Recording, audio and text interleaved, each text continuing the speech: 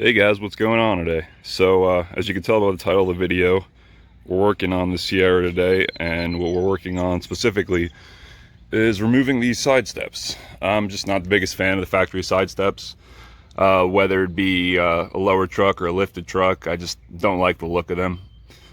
So I'm just gonna go ahead and remove these today and show you guys how we're gonna do that. So the process is really easy, guys. It's 8 bolts that need to be removed, and you either need hand tools or an impact like I have here, and a 13mm with an extension. So let's get up under the truck and see where those bolts are exactly. Alright guys, so now we're under the truck, and as you can see, there's one right there, and then one going directly up right there. So this is what it looks like.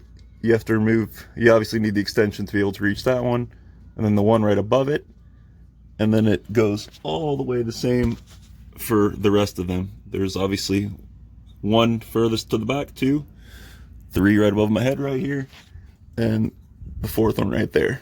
And that's it. It's those 8 bolts, and they come right off. So let's remove those, and then I'll show you guys what it looks like afterwards.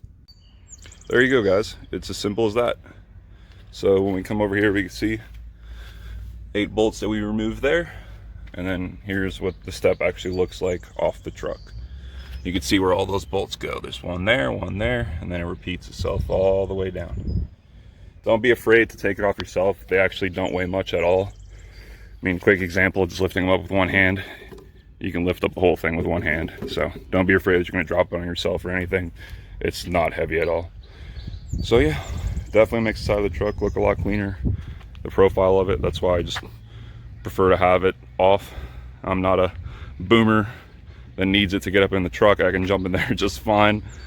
So yeah, if you guys have any questions, feel free to ask down below, and I'll see you guys in the next one.